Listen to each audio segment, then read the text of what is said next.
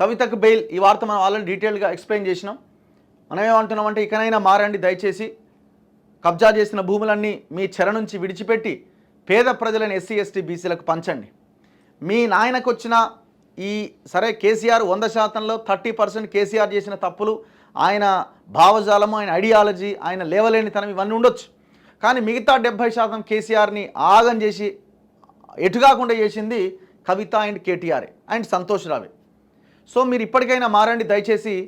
పేద ప్రజల చేతుల్లో ఉన్న లక్షల ఎకరాల భూములను మీరు కబ్జాలు చేశారు. ఇది మనం ఇంకా దీని గురించి మనం లేదు అనడానికి అవకాశమే లేదు. ఇప్పటికీ కూడా ఎన్నో చోట్ల హైదరాబాద్ చుట్టుపక్కల బ్లూ షీట్లు వేసి ఇదే కవిత ఇదే కేటీఆర్ ఇంకా కబ్జాలు చేసిన భూములు ఇంకా ఉన్నాయి. ఇప్పుడు గీడ అరబిందో ఫార్మా డైరెక్టర్ శరత్ చంద్రారెడ్డికి 50 ఎకరాలు ఉంది. ఈడ బోర్డులు పెట్టి హైకోర్టు ఆర్డర్ ఉంది మాకు, అసలు ఎవరు ట్రెస్పాసర్స్ విల్ బి ప్రాసిక్యూటెడ్ అని పెద్ద బోర్డు పెట్టిండు. ఎక్కడ మనం ఇది ఉంది కదా, మనం ఇటు పోతాం కదా ఖాజాగూడ సన్షైన్ కిమ్స్ హాస్పిటల్ దాటిన తర్వాత మనం లెఫ్ట్కి వెళ్ళిన తర్వాత మనం గచ్చిబౌలి ఔటర్ రింగ్ రోడ్ ఎక్కడ వెళ్తూ ఉంటాం. వెళ్తున్న క్రమంలో రైట్ సైడ్లో చూడండి మీరు, 1/2 కిలోమీటర్ దూరం బ్లూ షీట్స్ ఉన్నాయి. ఎక్కడి నుంచి వచ్చిందండి వీళ్ళకి ఈ భూమి? గతంలో అదే ప్లేస్లో నేను వేరే ఒక రిపోర్ట్ చేయడానికి వెళ్తే అక్కడ చాలామంది పేదలు నన్ను అక్కడ కలిసిరు. ఈ భూమి మాది కబ్జా చేసిన అప్పటికి ఏం లేకుండే.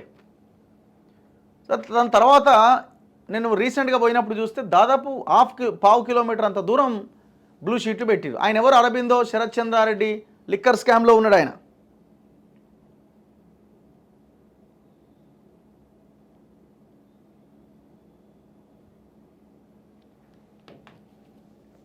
సో అందుకే మీ చేతిలో ఇంకా భూమి ఉన్నది, బాగా సంపాదించిన మీ ఇండ్లు, మీ ఇంద్ర భవనాలు ఇవన్నీ ఒక ఎత్తు అయితే, మీరు పేద ప్రజల భూములు కూడా ఎన్నో కబ్జాలు చేశారు.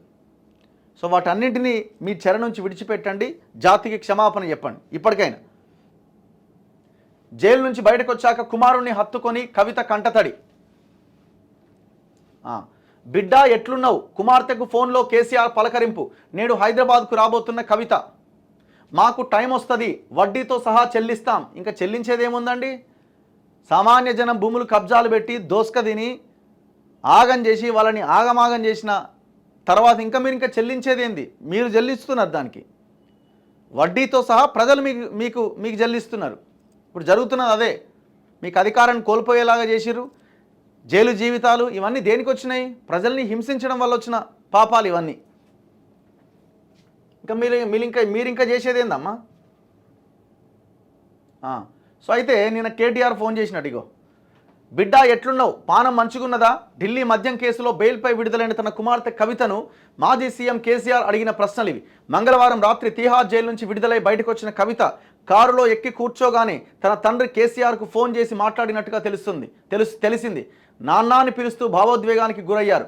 కాసేపటి దాకా ఆమె నోటి వెంట మాటలు రాలే. తండ్రి గొంతు వినగానే ఆమె కన్నీటి పర్యంతమయ్యారు. ఈ సందర్భంగా కుమార్తెను ఓదార్చిన కేసీఆర్, బిడ్డ ఎట్లున్నావు, పానం మంచిగున్నదా అని అడిగారని విశ్వసనీయ వర్గాల ద్వారా తెలిసింది. అంతేకాదు, బాధపడకు, ఆరోగ్యం జాగ్రత్తగా చూసుకో అని కేసీఆర్ జాగ్రత్తలు చెప్పినట్టు సమాచారం. కవిత కూడా కేసీఆర్ను మీ ఆరోగ్యం ఎలా ఉంది, బాగున్నారా అని కుశల ప్రశ్నలు అడిగినట్టుగా తెలిసింది. తిహార్ జైలు నుంచి విడుదలైన కవిత మంగళవారం రాత్రి ఢిల్లీలోనే ఉండబోతున్నారు. భర్త అనిల్, సోదరుడు కేటీఆర్, ఇతర కుటుంబ సభ్యులతో కలిసి బుధవారం మధ్యాహ్నం, అంటే ఇవాళ ఆమె హైదరాబాద్ చేరుకుంటారు. మధ్యాహ్నం 2 తర్వాతేమో హైదరాబాద్ చేరిన వెంటనే నేరుగా ఎర్రవల్లిలో ఉన్న కేసీఆర్ దగ్గరికి పోతారట. ఎందుకు జులూసులు ర్యాలీలు ఏం లేవా? ఇక్కడ ఉంటాయేమో, మరి చూడాలి.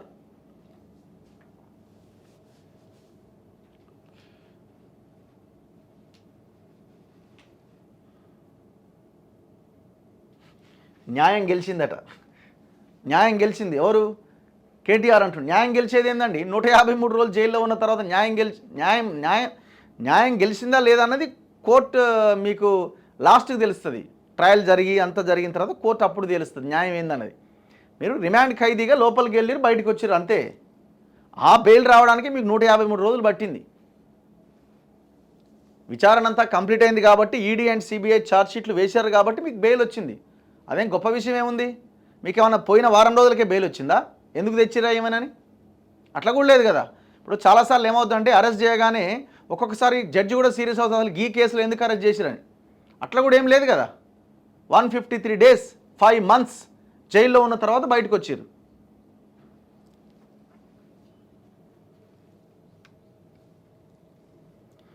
ఇప్పుడు వీళ్ళు ఏడవడంలో అర్థం ఉన్నది ఇప్పుడు, ఎందుకంటే ఫ్యామిలీకి దూరంగా జైల్లో 5 నెలలు అంటే మామూలు విషయం కాదు కదా. ఎంత తప్పులు చేసినా ఏం చేసినా ఫ్యామిలీ కనబడగానే ఆ భావోద్వేగం, ఆ ఎమోషన్ ఉంటుంది. వాటిని ఎవ్వరు తప్పుపట్టేటది. ఆమె ఏడ్చిన దాన్ని కూడా పాజిటివ్గానే రిసీవ్ చేసుకుంటాం. దాంట్లో ఏమి రెండో అభిప్రాయం ఏం లేదు మాకు.